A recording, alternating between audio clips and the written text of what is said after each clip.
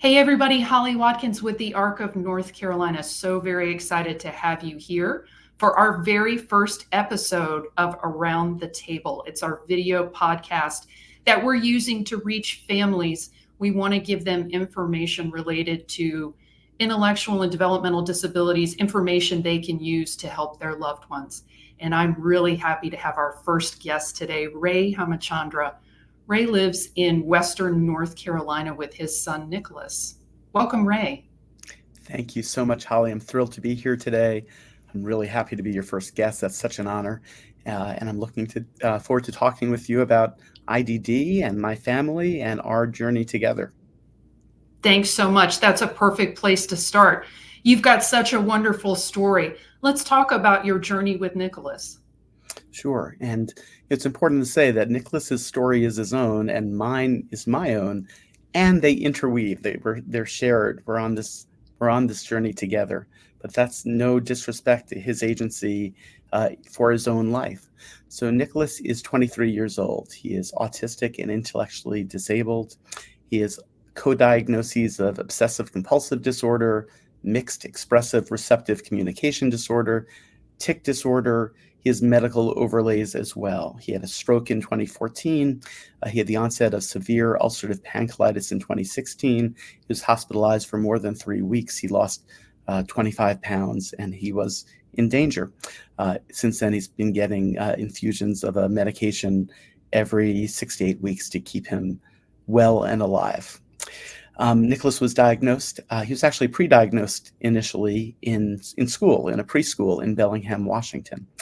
And then we had a formal diagnosis of autism at the University of Washington in 2005, a year later. We moved to Asheville, North Carolina in 2006. So that was 18 years ago. We're in our 18th year in North Carolina. It's like we've gone through my childhood in North Carolina, and now we're reaching adulthood. And his childhood basically has been here as well. We moved to North Carolina largely because of TEACH, which is an approach to working with autistic children and adults that originated out of UNC Chapel Hill, and there are TEACH offices throughout the state of North Carolina. And the TEACH office in Asheville in Western North Carolina was especially strong. So we landed here, and Nicholas has grown up here and had a beautiful life here. Nicholas has all those conditions, those things we identify: IDD, autism, OCD, and all the rest, the medical diagnoses too. But it's most important to say that Nicholas is just pure joy. He's such a sweetheart and such a loving young man. He's the person I've been closest to in the entirety of my life. He graduated high school in 2019 with his diploma. He then went to Project Search as an adult, which is a vocational program to build job skills that's associated with some community colleges and the Arc of North Carolina. And now he works at an ice cream shop in South Asheville. He volunteers at a food bank, He volunteers at ABCCM, Asheville Buncombe Christian Community Ministries, which helps people with needs for food or for clothing. It helps with rent assistance and other things. He's volunteered at the YMCA. And he also just loves life. He loves hiking and juggling and swimming and swinging and seeing friends and dancing and singing. So he's amazing joy and capacity for joy in his life. That's so wonderful and wonderful to hear. You continue to be a very strong advocate for Nicholas and for the IDD community. So as a parent, what are some of the things that you've done that have been most helpful? So we'll split that question into what I've done in terms of advocacy for my son and then for the community. They're a little bit different, and people have different capacities to do either of them or both of them. For Nicholas, what I do is I show up every day for him in whatever space he needs me to show up. So throughout the schooling, whether those were IEP meetings or communicating with teachers, advocating for services for him, trying to navigate those processes. And through it all, I make sure I respect his agency. That is, respecting what your child wants, What would they enjoy most in life, and centering joy and well-being, not always setting goals for someday, but enjoying the life that you're living now. It's also about creating community and connection, supporting friendships in creative ways sometimes. Sometimes it's hard for children with IDD and adults with IDD to make friends. So how are we going to support that? Creating community, support circle is something we've done in our family. So we have people who've connected with Nicholas who we invite into a supportive community where we support one another, and it's interdependent. That is, it's people who recognize the value Nicholas brings as being part of their lives, in addition to being able to support Nicholas and be part of his life.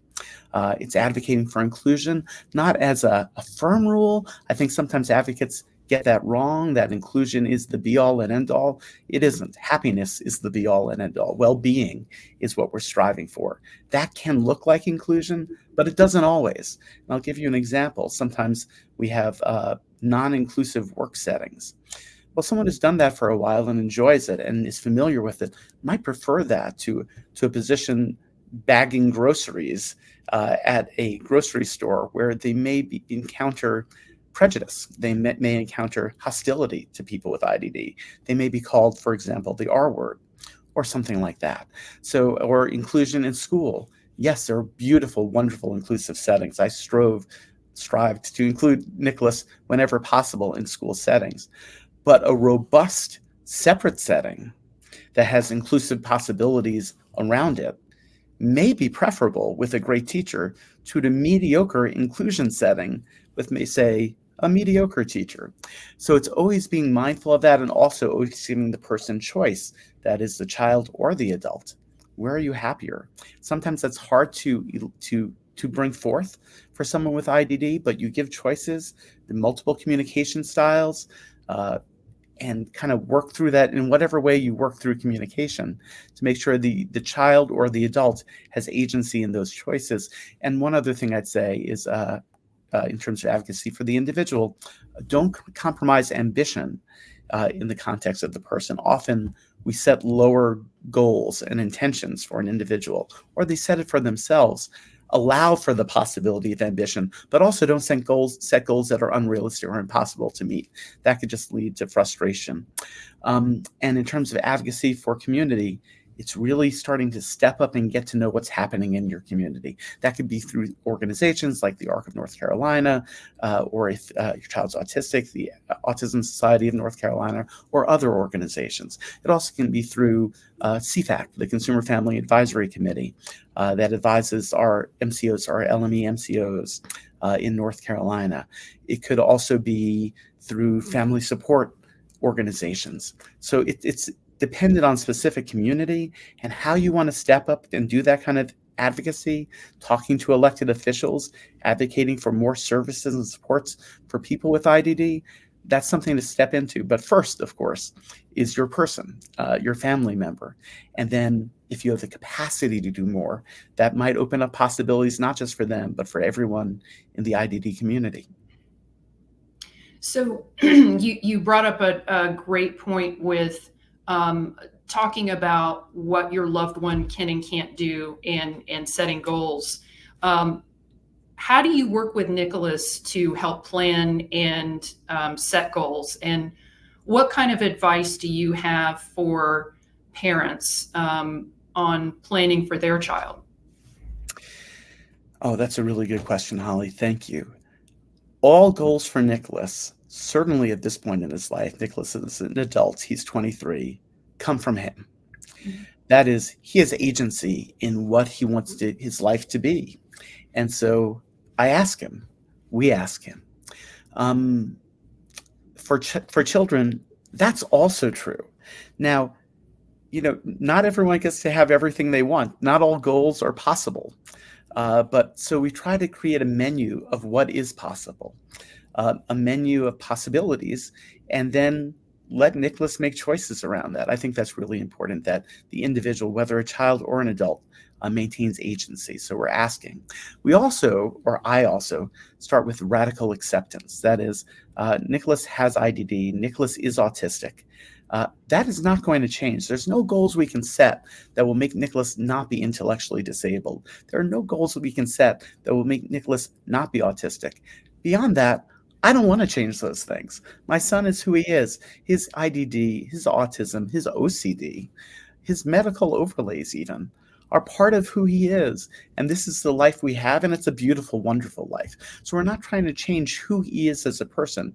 We're trying to let him have his best life, his healthiest life, his happiest life, his life that's connected to people, his life in which he gets to love people and they get to love him. So those goals are different than, say, trying to take away his autism or trying to make someone intellectually disabled not be intellectually disabled. We support them where they are and for who they are. And with that, for me, part of that is creating a multidimensional life, with some structured community around him, so he supports beyond me, beyond the people immediately close to him as direct support workers. Nicholas has an innovations waiver, so he gets care workers. He's had that since 2011. It was called something different in 2011. It was called a CAP waiver, but now it's called an innovations waiver, so he has support. Those hours are only supported about half the time he's supposed to get, of course, because of our workforce crisis. But it's not just about me, then to workers, then to friends and additional people in community, and what each of them can provide, and it looks different. His time spent with one person is different than his time spent with another or with me. He has friends I've never met. He's been in places I've never been to. That's a beautiful, wonderful thing. So we recognize also that life isn't just about goal setting. It's about living your best life now. Right now is as important as some future day. Balancing that is always a challenge. Getting that right is always a challenge, but it is for all of us in our lives, whether we have IDD or not.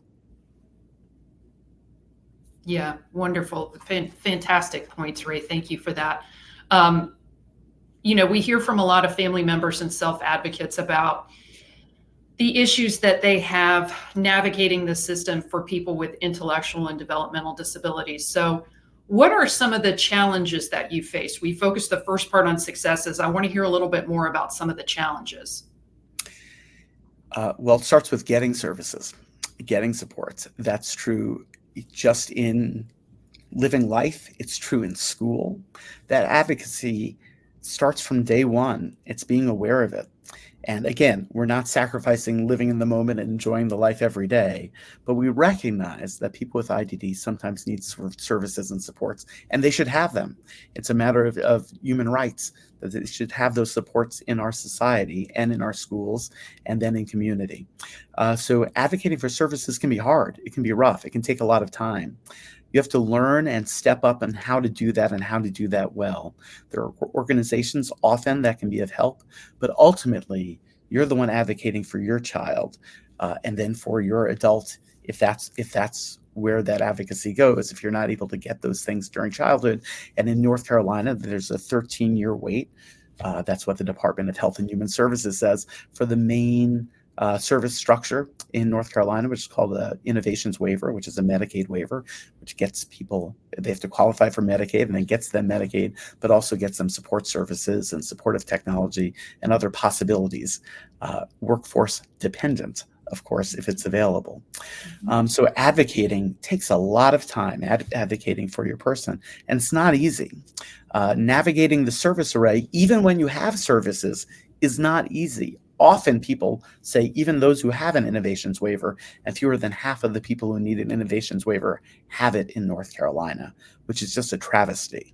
But even when you have it, oftentimes you don't know what it actually provides. Your care managers at LME MCOs don't actually themselves know what it is it provides. So the service array and the system array has profound deficits. That leaves it up to families, to parents, family members, guardians, to step up into that space and learn. That's hard. Not all of us have that capacity naturally. So it requires really good intention, partnering with advocates and with organizations that can help along the way. Society is not built for inclusion. And so we have inadequate supports for realizing it. Even those service arrays don't really understand inclusion. We use the language of it without having a strong concept of it. And we also, as we talked about before, dismiss the idea of agency, which should be the starting point for everything we do. So for Nicholas, that means helping him have social connections. That means giving him volunteer opportunities. That means the possibility of additional education, taking classes or taking dance classes for fun and joy, the possibility of work. But for all of those things, making sure he has choice and agency in realizing them. But they all have their own challenges as well. When you have services, Nicholas has an innovations waiver. He has SSI. He has food stamps.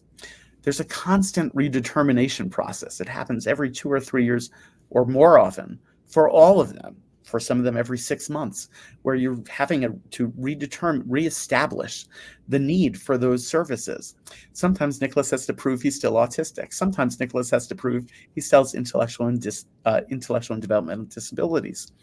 That is harmful to the individual. It's harmful to families, but it's part of the challenges we face, and it's what is. We should advocate for changing some of that, of course. Some of those redeterminations are truly unnecessary. They're for the 1 in 1,000, maybe, rather than the 999 out of 1,000. And that's just silly and wasteful. But it's the system we need to navigate now.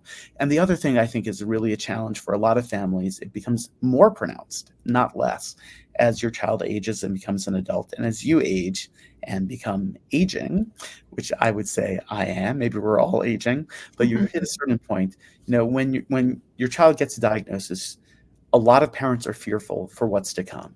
They're fearful for their child's well-being. I didn't really experience that, and I encourage radical acceptance, living in the moment, enjoying your child exactly as who they are.